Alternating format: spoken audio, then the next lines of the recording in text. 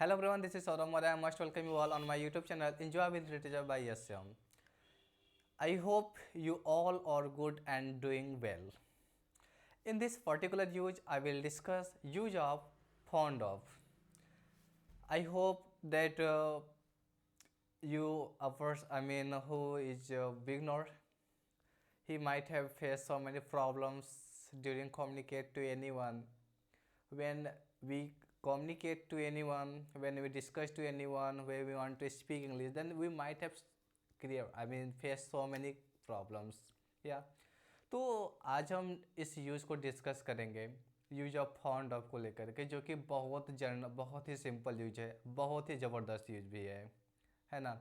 तो इस यूज में आज हम आपको बताएंगे कि ध्यान दीजिएगा कि आप जो यूज अभी तक हमने जो भी यूजेज पढ़ाया है, यूजेज को पढ़ना बहुत बड़ी चीज़ नहीं होती है कि हाँ आपने यूज को पढ़ लिया निकल लिए, है ना।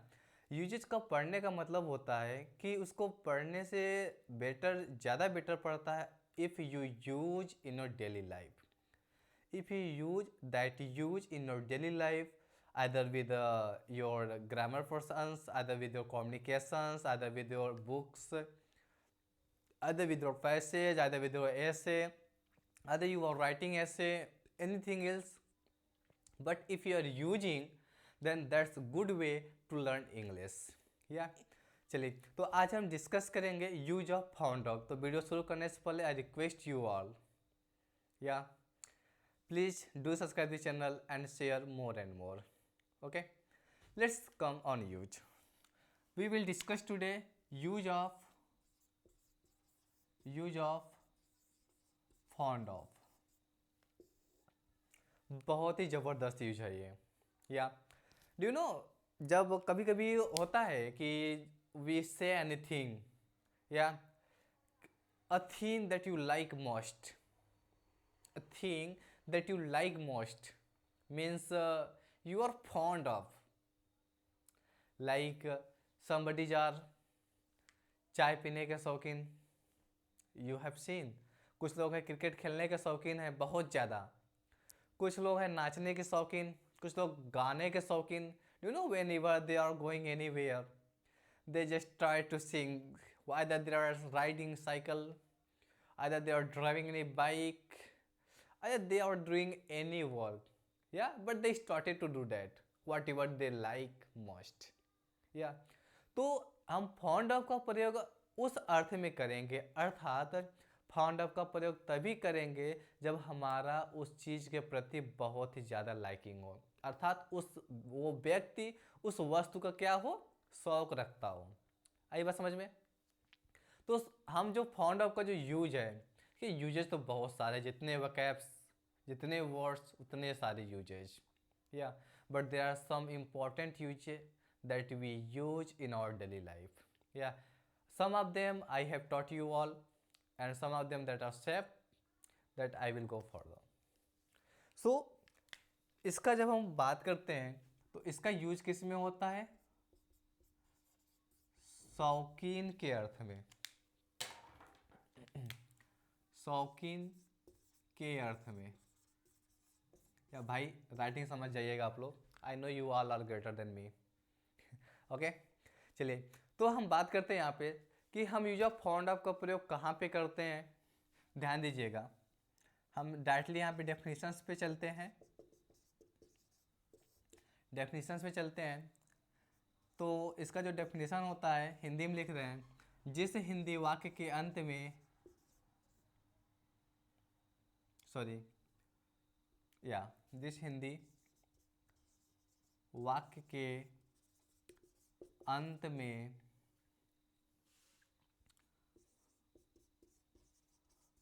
शौकीन है या था आदि शब्द आते हैं, आदि शब्द आते हैं।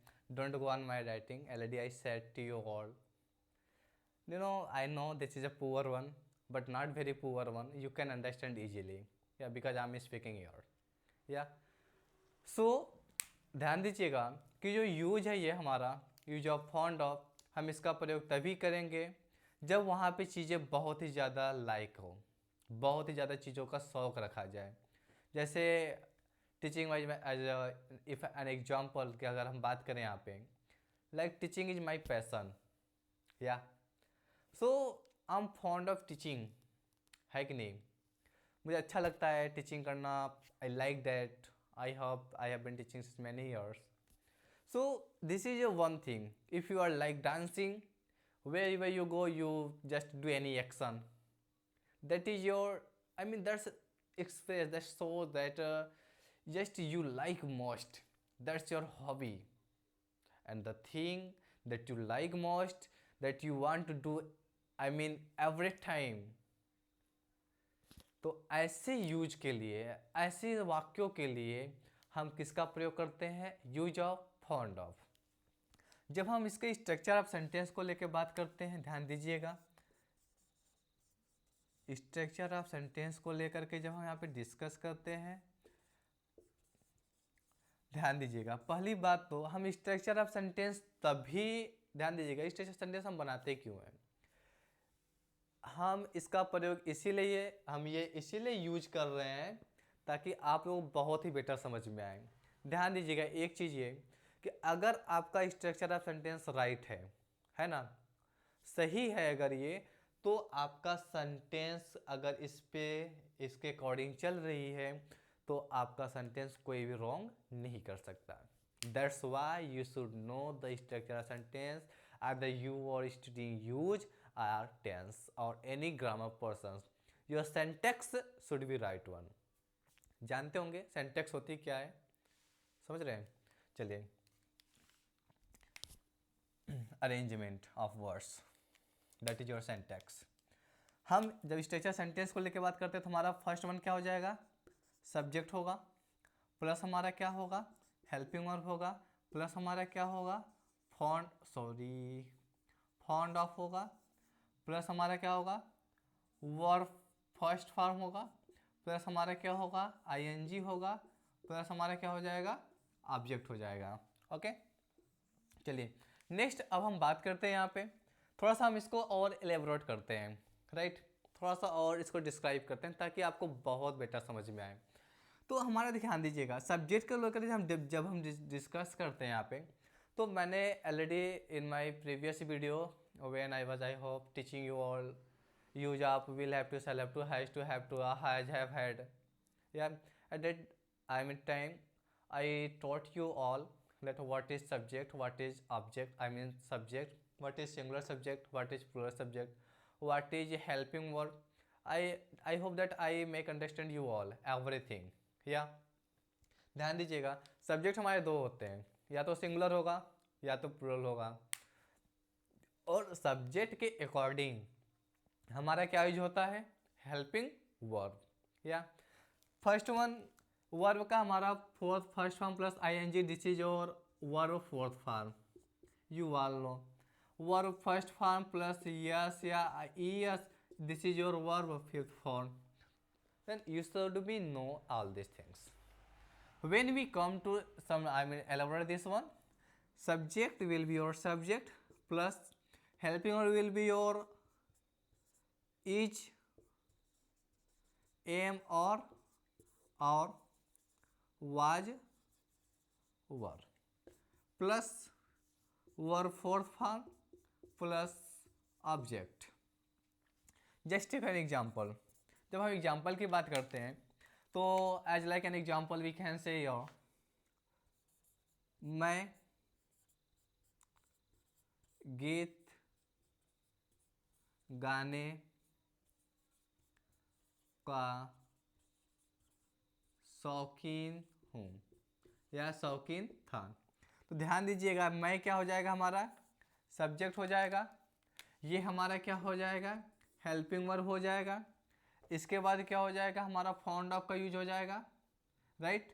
फिर हमारा क्या हो जाएगा? ये हमारा वर्ब फर्स्ट फॉर्म हो जाएगा प्लस आईएनजी हो जाएगा. ये हमारा जो बचा हमारा क्या हो जाएगा? ऑब्जेक्ट हो जाएगा. तो I hope this is so easy. या चलिए इसको जब हम सॉल्व करते हैं तो हो जाएगा आई am fond of singing a song.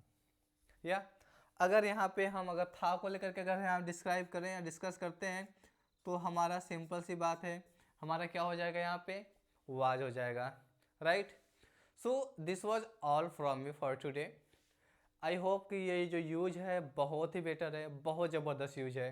या this use is very important for all the beginners who don't know, I mean, who want to speak English but they don't have any idea that how should they speak English. Yeah, they might have, I mean, some problem, whether they hesitate or they don't have vocab powers or they don't have grammar persons, only nothing else.